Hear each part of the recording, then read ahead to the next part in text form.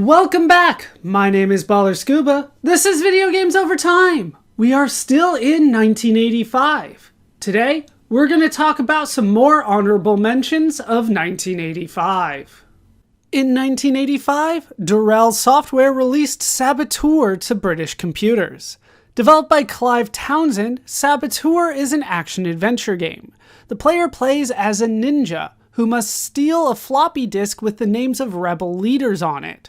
Seen as an early example of using stealth to beat a game, the player must try to keep secret as long as possible to avoid detection by guards until the time is right to defeat them. On July 10th, 1985, Sega released My Hero to arcades. Developed by Kotaro Hayashida at Corland, My Hero was known as Seishun Scandal or Youth Scandal in Japan. My Hero is a beat-em-up game. The player plays as Takeshi, who must rescue his girlfriend, named Remy, from a pack of street thugs. Much like Kung Fu Master, the player must fight off numerous enemies before fighting the level boss at the end.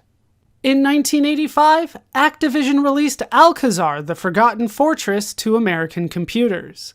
Designed by Tom Lowry, Alcazar is an adventure game.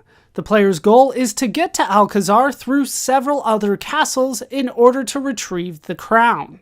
The game would receive mixed reviews, but would be influential. In 1985, Data East ported Boulder Dash to arcades. This second arcade version of the game, after a 1984 release by Exidy, would improve upon the original's graphics. However, it also had to reduce the display grid. The arcade port would not be as successful as the original. On July 23, 1985, a stable version of Hack was released. Developed for years by Jay Felnison, Kenny Woodland, Mike Tomei, Jonathan Payne, and Andries Brouwer across several different versions, Hack is a roguelike video game. The player creates a character with an ability set, then goes down into a dungeon to get the Amulet of Yendor, fighting fantasy monsters along the way. In 1985, Superior Software released Citadel to British computers. Designed by Michael Jacobson, Citadel is a platform game. The player's goal is to get 5 hidden crystals within a castle and return them to their rightful place. The game would have some unique features at the time, including an energy number for the character, which acted as the character's health, a choice of the sex of the character with 2 different sprites, and synthesized speech to open the game. The game also allowed the player to continue to play after the game was won in order to maximize their score. On July 23, 1985, Commodore released the Amiga 1000 computer. The primary designer of the Amiga 1000 was Jay Miner, who had helped create the Atari 400 and 800 computers. Powered by a Motorola 68000 microchip, a minimum 256 kilobytes of RAM, and separate original chips for the graphics and sound, the Amiga 1000 was a powerful machine in 1985. The Amiga 1000 came with a new operating system, named Amiga OS 1.0. This operating system worked from its own 256 kilobytes of read-only memory, or ROM. The computer was introduced at a gala in New York, featuring celebrities Andy Warhol and Debbie Harry of Blondie. The 256 kilobytes of RAM system sold for $1,295, with a separate monitor available for $300, or a total of $1,595, over $4,500 in 2023. Critics at the time were positive about the computer, although a few minor bugs with the system would be noted.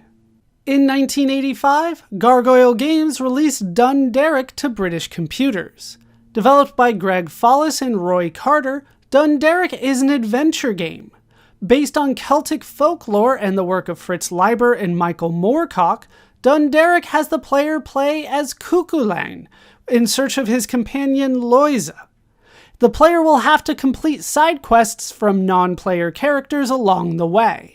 The game was reviewed well at the time. On July 26, 1985, Nintendo released the Family Computer Robot. Designed as an accessory or controller for the Famicom, the Family Computer Robot is a mechanized toy robot with arms and crude eyesight. Gunpei Yokoi would design and patent the robot, attempting to make it a cross between E.T. and R2-D2 from Star Wars. The robot would see 2 games released for it. The first is Stack Up, known in Japan as Robot Block, which was released at the same time as the robot. Stack Up is a mixed media game where the player controls Professor Hector on the screen, but also will instruct the robot to move physical items in the real world to stack, including blocks, in the correct manner.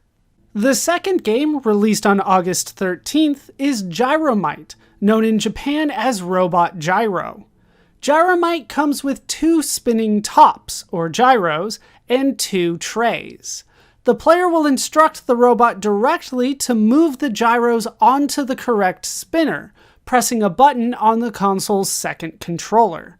This must be done for the player, who is controlling Professor Hector on the screen, to make it through the puzzle platform game. The ultimate goal of the game is to collect the dynamite in the level before time runs out. In 1985, US Gold released Gunfright to British computers. Developed by Ultimate Play the Game, Gunfright is an adventure game. The player plays as a sheriff who must track down and kill outlaws that are hiding in the town. The game was reviewed well at the time, but was sometimes compared negatively to the previous game in that engine, Nightshade. On August 6, 1985, Namco ported the Tower of Druaga to the Famicom. While the 1984 arcade game was significant for its influence and its popularity, the Famicom port of the game did not prove to be nearly as successful, receiving mixed reviews. In 1985, Strategic Simulations released Fantasy to American computers. Designed by Winston Douglas Wood, Fantasy is a role-playing game. The player gets a group of 6 characters together to try to defeat the evil Black Knights and their leader, Nicodemus. The game would be successful, selling more than 50,000 copies. On August 10, 1985, Taito released The Legend of Kage to Japanese arcades.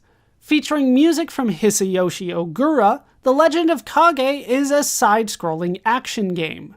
The player plays as Kage, a young ninja. The player's goal is to rescue the shogun's daughter from the villainous warlord and his samurai. On August 14, 1985, Infocom released A Mind Forever Voyaging. Written by Steve Meretzky, A Mind Forever Voyaging is an interactive fiction game. The player controls Prism, the world's first sentient computer. Prism is instructed by its creator to run simulations in order to address the nation's problems by using Senator Richard Ryder's Plan for Renewed National Purpose. The player will then play through the simulations, seeing the outcome of the senator's plan in several different lengths of simulations. As the simulations show a worsening situation the longer it is simulated, Senator Ryder comes to turn off Prism, but the player stops the senator, reveals the results of the simulation and Ryder's response, and fully discredits the senator. Steve Meretzky has publicly stated that A Mind Forever Voyaging was meant to be a critique of President Ronald Reagan's policies. The game was received well at the time. However, the game's political nature was largely ignored at the time. Meretzky has expressed disappointment at the lack of hate mail he received for the game. In 1985, CRL Group plc released Tau Ceti to the ZX Spectrum. Designed by Pete Cook, Tau Ceti is an action simulation game. The player explores the planet of Tau Ceti 3 on board a skimmer.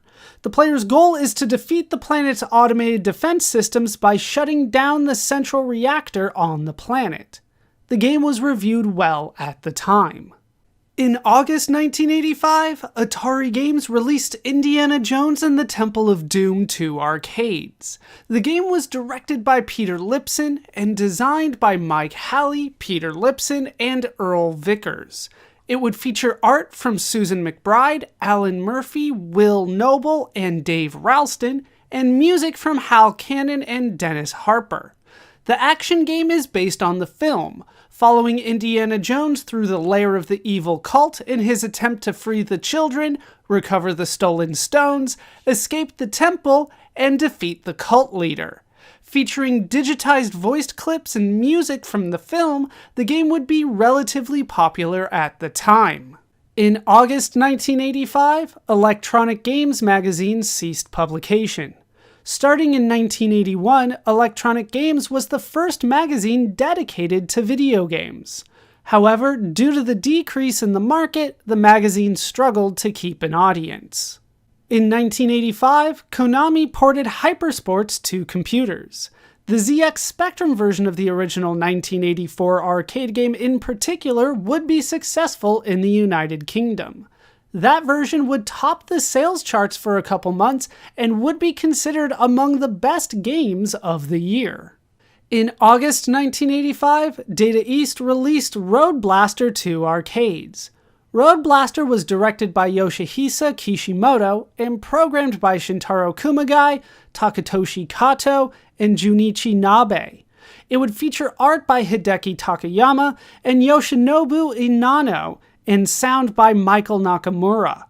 Road Blaster is an interactive movie. The player plays as a vigilante in the late 1990s in the United States.